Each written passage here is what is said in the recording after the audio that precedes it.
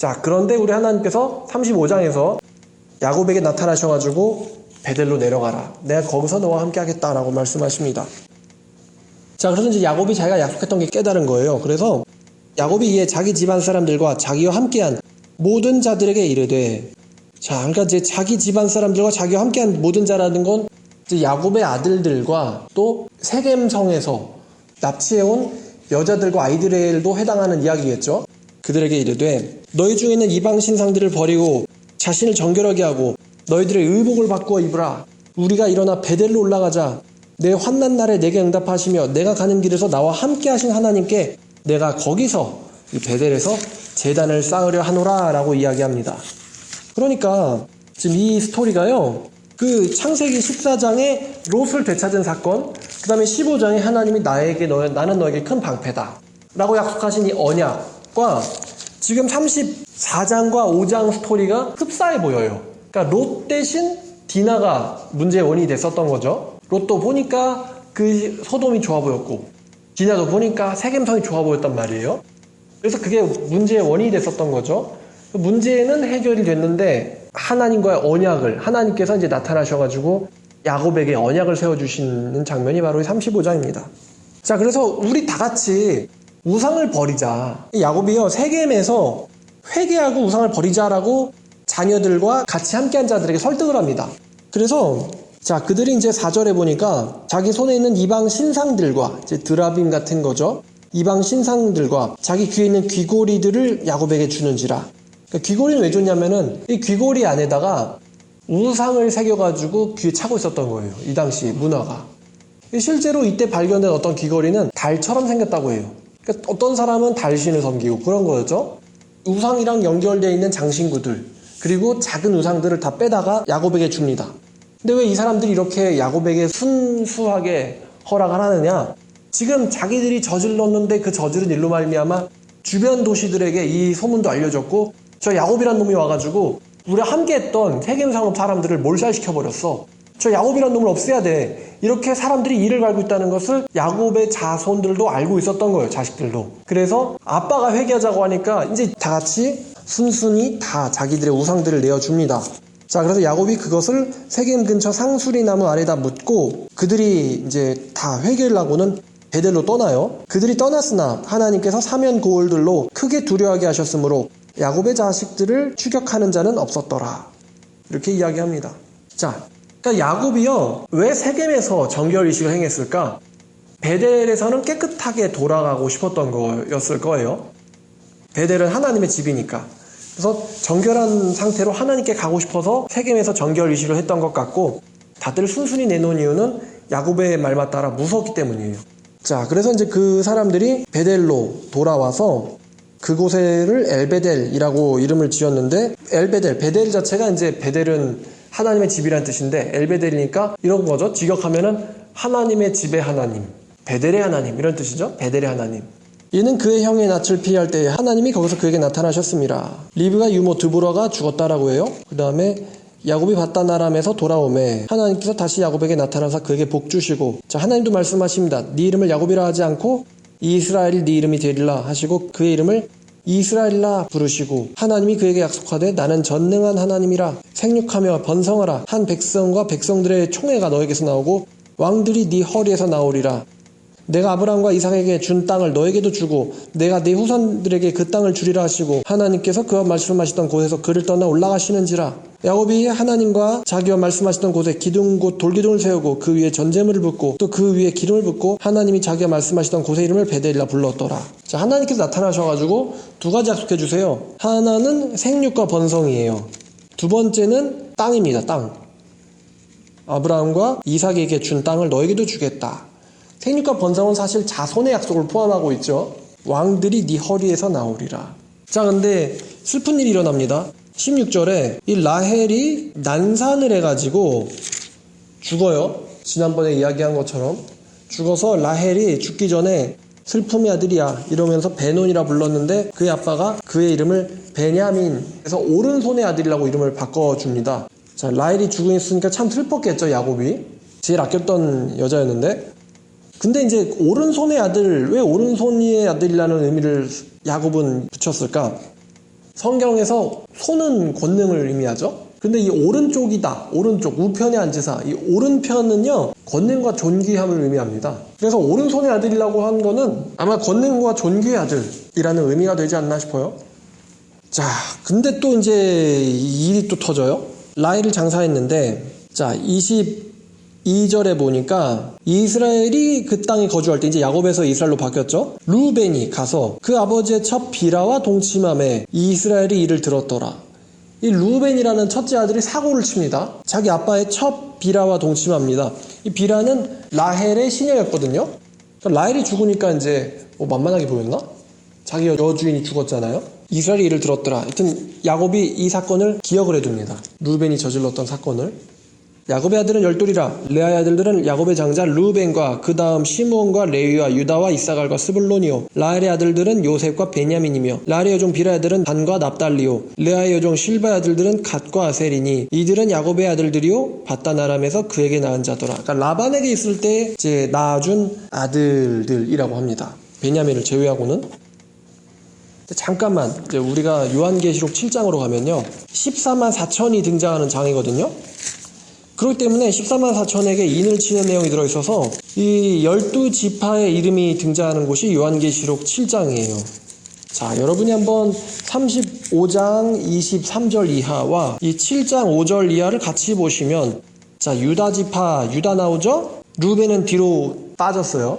왜냐면 유다가 이제 우리 주님이 계신 지파이기 때문에 유다가 앞에 나왔고, 루벤 있고, 그 다음에 갓지파 나왔고, 아셀지파 나왔고, 그 다음에 납달리 지파 나왔고, 므낫세 나왔고, 시므온 지파 나왔고, 레위 지파 나왔고, 이사갈 나왔고, 스불론 지파 나왔고, 요셉과 베냐민 지파가 나왔습니다. 이렇게 12지파가 총 등장을 하는데, 여러분 여기서 잘 보면은 단이 빠졌어요.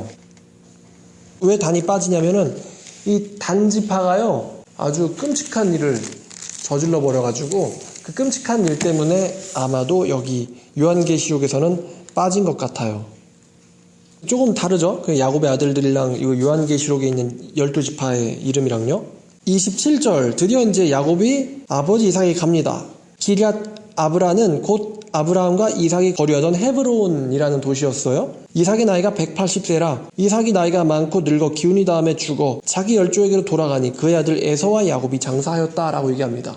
그러니까 이제 에서와 야곱이 같이 아버지를 장사하죠. 이때에 야곱의 나이가 언제냐? 이삭이 야곱을 60세에 낳기 때문에, 그렇다면은 이때 야곱의 나이는 120세가 되겠죠.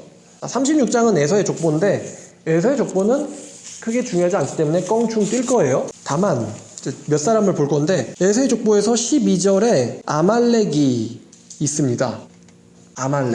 아말렉은 성경에서도 등장하죠. 아말렉. 자, 그 다음에 또 하나가 28절에 우스가 나옵니다. 우스가 누가 살던 사람의 고향이냐면은 욥의 고향입니다. 우스라는 에서의 아들의 이름을 따가지고 에서의 자손의 이름을 따서 도시를 만들었어요. 그래서 이 우스. 자, 37장으로 들어가면은 37장은 요셉의 이야기입니다. 근데 이제 에서도요 야곱처럼 12아들들을 낳아요. 야곱이 가나안 땅, 곧 그의 아버지가 거주하던 땅에 거주하였으니 야곱의 족보는 이러하니라. 요셉은 17세의 소년으로서, 이제 이때가 요셉이 팔릴 때였어요. 요셉이 팔릴 때에 요셉이 17세의 소년으로서 그의 형들과 함께 양을 칠 때에 그의 아버지의 아내들 비라와 실바와 아들들의 더불과 함께 있었더니 요셉이 그 비라와 실바의 아들들의 잘못을 그의 아버지에게 말하더라. 그러니까 이제 첫 번째, 형들의 잘못을 고자질하는 성격이었어요. 그 다음에 요셉은 노년에 야곱이 얻은 아들이므로 야곱이 이스라엘이 여러 아들들보다 그를 더 사랑해서 그를 위해서는 채색 옷을 지어 입혔대요. 그래서 채색 옷이 이제 성경에서 보면 막 저도 기억이 나는데 동화책에서 아리까리한 스트라이프 무늬의 이제 옷이거든요. 빨, 파, 노 뭐 이런 건데 그림이니까. 그래서 채색 옷이라고 번역된 단어는요, 채색 옷이라기보다는 채색 여러 가지 색깔의라는 뜻으로도 번역될 수 있는데, 이게 소매가 긴이라는 뜻으로 더 자주 쓰이는 단어입니다. 그래서 채색 옷도 맞는데 더 좋은 번역은 소매가 긴 옷이 더 좋아요. 아마도 소매가 더 긴 옷이 맞는 옷일 거예요. 근데 이 소매가 긴 옷은 어떤 의미가 있냐면은 이것은 부유한 사람, 그러니까 종이나 아니면은 잡일을 하는 사람이 아니라 부유한 신분을 가진 사람이 입는 옷이 이 소매가 긴 옷이었어요. 관리하는 위치에 있는 사람들이 입는 옷이 이 소매가 긴 옷이었어요. 근데 이것을 입혔다고 해요, 요셉한테. 그러니까 이제 형들은 들에서 목축하고 있는데 이 야곱은 관리자나 입는 옷을 입고는 어슬렁거리니까 형들 눈에는 아마 안 좋아 보였을 수도 있죠. 그러니까 그 당시의 명품 같은 거죠, 명품 옷. 자기들은 다 노동자의 옷을 입고 다니는데 저 녀석만 아르마니 양복을 입고 다닌다 이거지. 그리고 툭하면 고자질을 하고 그의 형들의 아버지가 형들보다 그를 더 사랑함을 보고 미워하여 그에게 편안하게 말할 수 없었더라. 그러니까 좋게 말할 수가 없었다. 그러니까 요셉이 좀 삐뚤어졌나 봐요. 자, 그래서 요셉이 이제 두 번째 잘못은 요셉이 잘못한 건 아니지만 야곱에게서 편애를 받았다는 거예요. 형들이 시기한 거죠. 세 번째는 5절 요셉이 꿈을 꾸고 자기 형들에게 말하며 그들이 더욱 그를 미워하였더라. 요셉이 그들에게 이르되 청하건대 내가 꾼 꿈을 들으시오. 우리 밭에서 곡식단을 묶더니 내 단은 일어나서 당신들의 단은 내 단을 둘러서서 절하더이다. 그의 형들이 그에게 이르되 네가 참으로 우리의 왕이 되겠느냐 참으로 우리를 다스리게 되겠느냐고 그의 꿈과 그의 말로 말미암아 그를 더욱 미워하였다. 요셉이 다시 꿈을 꾸고 그 형들에게 말하여 이르되 내가 또 꿈을 꿨는데 해와 달과 11별이 내게 절하더이다. 그가 그의 꿈을 아버지와 형들에게 말하되 아버지가 그를 꾸짖고 그에게 이르되 네가 꾼 꿈이 무엇이냐 나와 네 어머니가 네 형들이 참으로 가서 땅에 엎드려 네게 절하겠느냐. 그의 형들은 시기하되 그의 아버지는 그 말을 간직해 두었더라 라고 합니다. 요셉이 꿈을 두 번 겹쳐 꾼 이유는 이 꿈이 일어날 일이라서 증거하는 의미로서 두 번, 두 돌판, 증인의 숫자처럼 두 번 겹쳐 꾼 것 같지만 내용은 간단하죠. 그리고 여기서 해, 달, 별. 사실 요셉의 어머니는 누구예요? 라헬인데 라헬은 죽었잖아요. 그래서 아마 여기서 야곱이 말한 나와 네 어머니라는 것은 라헬을 가리키는 것이 아니라 이제 야곱의 아내들을 가리키는 것 같아요. 그리고 이 내용은 요한계시록 12장에서 그 해와 달과 11별이 12장 1절에 하늘에 큰 이적이 보이니 해를 옷 입은 한 여자가 있는데 그 발 아래에는 달이 있고 그 머리에는 12별의 관을 썼더라. 해달별이 결국 이스라엘의 총회를 가리킨다 라고 요한계시록에서 해석할 수 있는 근거가 바로 여기에 있는 거죠. 요셉의 꿈에서 연결되는 겁니다. 근데 재밌게도 지금부터 3800년 전에 요셉의 꿈과 2000년 전에 기록된 성경과 연결이 되어 있는 거라는 거죠. 요셉의 꿈과 요한계시록 12장이 연결되어 있다. 그의 형들이 세겜으로 가서 아버지 양떼를 치는데 이제 세겜은 베델에서 좀 위쪽이니까 이스라엘이 요셉에게 이르되 네 형들이 세겜에서 양을 치니 내가 너를 그들에게 보내리라. 네 형들이 양떼가 다 잘 있는지 보고 돌아와서 내게 보고해라. 그러니까 네 형들이 딴짓 하나 안 하나 보자는 거죠. 어떤 사람이 요셉을 만난즉 요셉이 들에서 방황하는지라. 그 사람이 그에게 물어 이르되 네가 무엇을 찾느냐. 그가 이르되 내가 내 형들을 찾으오니 청하건대 그들이 양치는 것을 내게 가르쳐 주소서. 그 사람이 이르되 그들은 여기서 떠났느니라. 내가 그들의 말을 들으니 도단으로 가자 하더라. 요셉이 그의 형을 뒤에 따라가서 도단에서 그들을 만나니라. 자, 근데 멀리서 요셉이 그들에게 가까이 오는 것을 보고는 그들이 요셉을 멀리서 보고 음모를 꾸미죠. 꿈꾸는 자가 오는도다. 자, 저를 죽여 한 구덩이에 던지고 우리가 말하기를 악한 짐승이 그를 잡아먹었다 하자. 그의 꿈이 어떻게 되는지를 우리가 볼 것이니라 하는지라. 그랬더니만 르우벤이 그래도 맏형이라고 듣고 요셉을 그들의 손에서 구원하려 하여 이르되 우리가 요셉의 생명은 해치지 말자. 르우벤이 그들에게 이르되 피를 흘리지 말자. 피를 흘리지 말자. 여기서 나오지만 피를 흘리다라는 뜻이 무슨 뜻이죠? 22절에 피를 흘리지 말자라는 뜻은 이제 죽이지 말자라는 뜻이에요. 자, 그래서 이제 요셉을 죽이지 말고 그 구덩이에 던지고 그를 죽이지는 말자. 그래서 이제 요셉을 구출해가지고 아버지에게로 돌려보내려고 했는데, 자, 요셉이 형들에게 이르매 그의 형들이 요셉의 옷, 곧 그가 입은 옷인 채색 옷을 벗기고 그를 잡아 구덩이에 던지니 그 구덩이는 빈 것이라 그 속에는 물이 없었더라. 왜 그러면 빈 구덩이가 있느냐? 이스라엘 같은 경우는 건기와 우기가 있잖아요. 그래서 건기 때에 쓸 물을 우기 때에 받아 놓는 거예요. 그래서 이제 이스라엘에는 곳곳에 이제 사람들이 물을 저장하려는 목적으로 구덩이를 파놓았어요. 그럼 물 없는 구덩이라는 게 얼마든지 있을 수 있어요. 자, 그들이 앉아서 이제 음식을 먹다가 눈을 들어본즉 한 무리의 이스마엘 사람들이 길르앗에서 오는데 그 낙타들의 향품과 유향과 몰약을 싣고 애굽으로 내려가는지라. 유다가 자기 형제에게 이르되 우리가 동생을 죽인들 뭔 유익이 있으리요. 저를 이스마엘 사람들에게 팔고 죽이지는 말자. 왜냐하면 그는 우리의 동생이며 우리의 혈육이니라 하매 그의 형제들이 다 같이 만장일치로 동의한 거예요. 그래가지고 그때의 미디안 상인들이 지나가고 있는지라 형들이 요셉을 구덩이에서 끌어올리고 은 20에 그를 이스마엘 사람들에게 팔매. 보통 노예값은 이 당시에 은 15에서 30 사이였다고 합니다. 은 20에 팔매. 이스마엘 사람들이 요셉을 데리고 애굽으로 갔더라. 루벤이 없을 때 이 얘기를 한 거죠. 그러면 왜 이제 미디아 상인이라고 하고도 왜 또 이스마엘 사람들이라고 얘기했을까? 여기에 이제 두 가지의 가능성이 있는데, 여러분 이스마엘이 누구의 아들이죠? 하갈에게서 낳은 아브라함의 아들이죠. 그래가지고 아브라함이 재산을 줘가지고 동쪽으로 가게 했잖아요. 그럼 여기 미디안은 누구의 아들일까? 이 미디안도 아브라함의 아들인데 아브라함의 후처인 그두라의 아들이에요. 25장 2절. 아브라함이 후처를 맞이했는데 그두라가 미디안을 낳았다 그래요. 근데 아무래도 이스마엘이 훨씬 더 나이가 많겠죠? 미디안보다는. 왜냐면 이스마엘은 이삭보다도 나이가 많잖아요. 이스마엘은. 자, 그래서 이제 이 미디안도 아브라함이 재산을 줘가지고 이제 동쪽으로 가게 해서 살게 했는데, 그럼 왜 지금 여기 성경에서는 미디안 상인들이 이스마엘 사람들에게 이렇게 미디안 사람, 이스마엘 사람들에게 이렇게 교차적으로 말한 걸까? 두 가지 가능성이 있어요. 첫 번째는 이스마엘의 자손들과 미디안의 자손들이 아라비아 광야에서 같이 거해서 그 사람들이 같이 다녀서 그렇게 부를 수가 있고, 그러니까 미디안 사람, 다시 말하면 이스마엘 사람 이렇게 표현할 수도 있고요. 두 번째 견해가 좀 더 유력한데, 이스마엘은 분명히 미디안 사람들보다는 부유했던 것 같아요. 이스마엘 사람들은. 왜냐하면 더 먼저 나왔고. 근데 이제 이스마엘 사람들이 부유했기 때문에 이제 이스마엘 사람들이 미디안의 자손들을 고용한 거예요.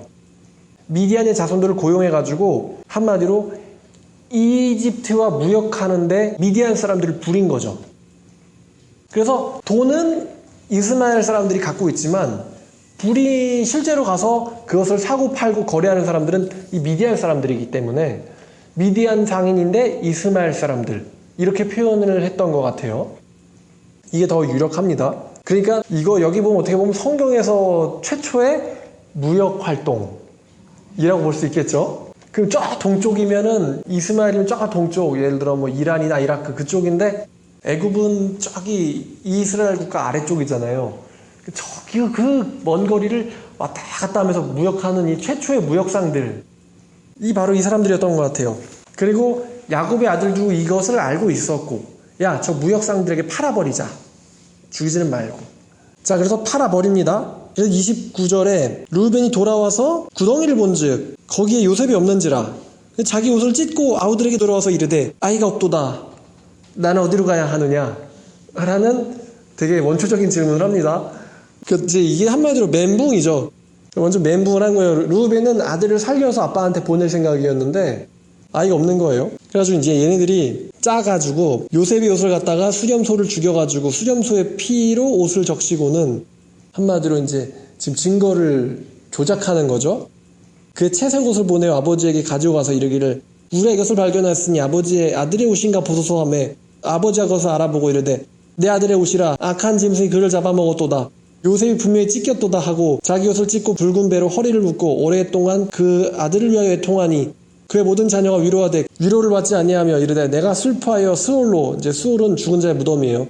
스올로 내려가 아들에게로 가리라 하고 그의 아버지가 그를 위하여 울었더라. 미디안 사람들은 그를 애굽의 바로의 신하 친위 대장 보디발에게 팔았더라.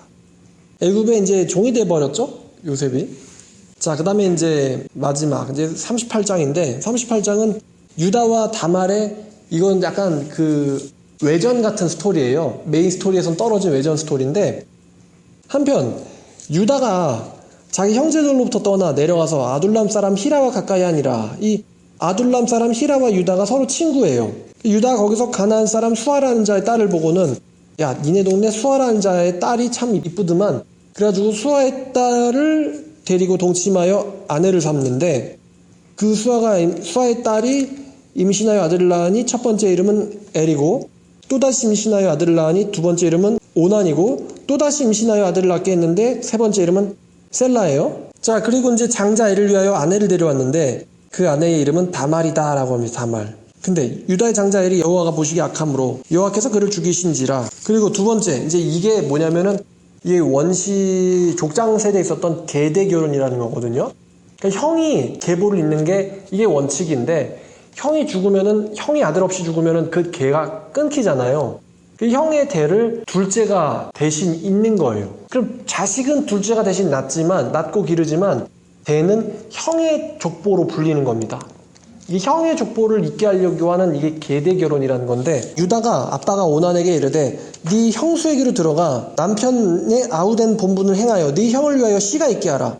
그랬더니 오난은 또 그 아들이 자기 아들이 되지 않을 걸 알므로 형수에게 들어갔을 때에 형에게 씨를 주지 않으려고 땅에 설정했다라고 얘기합니다. 그러니까 형의 대를 잇게 하진 않을 거야. 내 자식도 아닌데 왜 내가 길러야 돼? 이렇게 생각했던 것 같아요. 그랬더니만 이것에 대해서 하나님께서 그게 또 악해가지고 오난도 죽였대요. 무서운 이야기죠? 자, 근데 여기서 겁을 먹은 거는 유다가 사실 겁을 먹어버렸어요.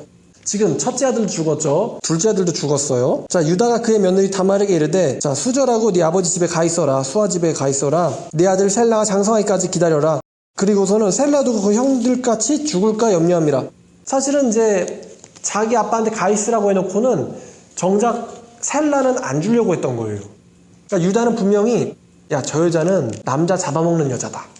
어떻게 쟤랑만 결혼하면 다 죽냐? 첫째도 죽었지? 둘째도 죽었어.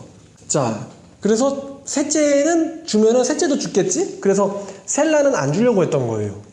근데 이제 유다 같은 경우는 두 가지 잘못이 있는데, 첫 번째는 엘이 여호와가 보시기에 악했다라고 합니다. 그렇다는 것은 자식 교육이 잘못됐다는 이야기죠. 유다가 자식 교육을 잘못했는데 지금 죽은 탓을 다말 탓을 하고 있는 거예요. 다말 탓. 쟤는 남자 죽이는 여자야. 그러니까 잘못을 유다가 지금 하고 있는 거죠. 자기가 자식들을 잘못 교육해놓고는 다말 탓을 하고 있어요. 자, 이제 시간이 지나서 유다의 아내가 죽었어요. 유다의 아내 수아의 딸이 죽은지라. 이름도 안 나와요, 사실 성경에서. 유다의 아내인데.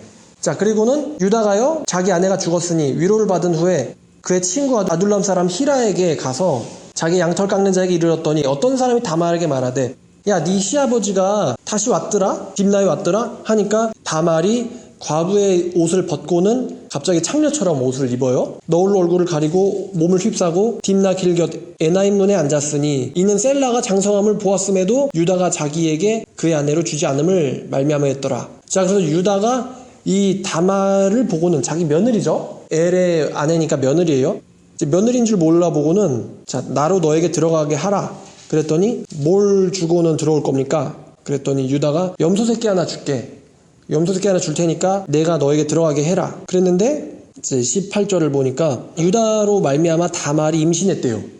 자, 그래서 이제 도로 떠나가고 과부의 입을 도로 입었다. 친구 아들람 사람에게 손에 부탁해서 염소 새끼를 보냈는데 여인을 찾을 리가 없죠. 그 여인은 그 아빠 집에 있겠죠.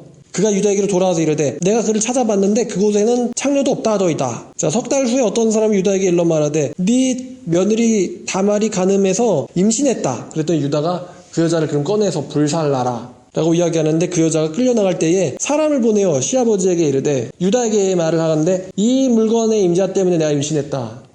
이 물건이 누구 거냐? 이 도장과 그 끈과 지팡이가 누구 거냐? 그러면서 시아버지가 그걸 받아보곤 봤더니만 그게 자기 거예요. 그래서 다말은 나보다 의롭다. 왜냐하면 내가 그를 내 아들 셀라에게 주지 아니하였음이로다 하고는 다시는 다말과는 관계를 갖지 않았다라고 해요. 뭐 맺을 수 없겠죠. 왜냐하면은 며느리로 들어온 여자니까. 자, 그래서 어떻게 보니까 이제 자기 아들의 자손을 자기가 직접 잇게 된 겁니다. 유다 같은 경우가 좀 골치 아프게 됐죠. 자기 아들의 대를 자기가 잇게 돼버렸어요. 해산할 때 보니까 쌍둥이에요. 그래서 해산할 때에 손이 나오는지라, 그래서 산파가 그때는 이제 대가 중요하잖아요. 장자가. 그래서 손이 나오니까 야, 얘가 바로 장자다. 그래서 홍색실을 가져다가 그 손이 나왔는데 걷다가 묶었어요. 묶어줬는데 다시 손이 들어갔다고 합니다. 그리고서는 아우가 나왔어요. 그러자 산파가 어찌하여 네가 터트리고 나왔느냐.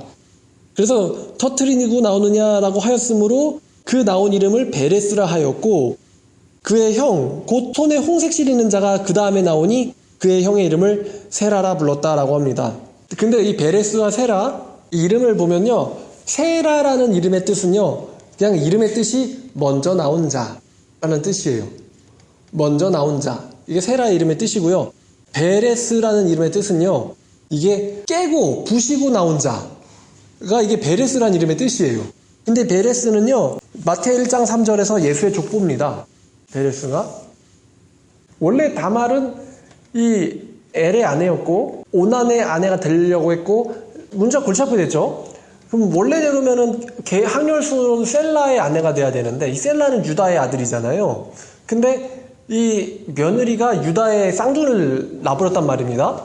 이게 지금 골치 아프게 된 거죠. 유다의 쌍둥이 아들을 낳게 됐으니까 그럼 도대체 이 셀라가 이 애기들을 어떻게 도대체 생각을 해야 되나. 항렬상은 자기랑 동등하죠. 나이는 자기의 아들인데 항렬은 자기랑 똑같아요. 참 곤란하겠죠. 자, 여기까지가 창세기 38장인데 사람들이 다 이런 걸 통해서 하나님께서는 회개하게 만드시는 것 같아요. 창세기를 보면은 사람들이 온전한 사람들이 없어요. 그러니까 온전한 게 없다. 이게 사람의 인생이고 역사예요. 골치 아파요. 골치 아프고 수준 낮고 골 때리고 같은 이야기지만 이게 인간들의 삶의 모습인 것 같습니다. 근데 그러한 인간들을 올바른 길로 이제 이렇게 드라이브, 이렇게 리드 하시는 하나님의 모습을 우리가 창세기에서 이제 발견하는 거죠. 자, 오늘 말씀 여기까지 하겠습니다. 제목은 에서에서 유다까지였어요. 다음번부터 이제 요셉의 이야기, 드디어 이제 창세기 막바지죠. 요셉 이야기하고 창세기 끝내려고 해요. 시청해주셔서 감사합니다.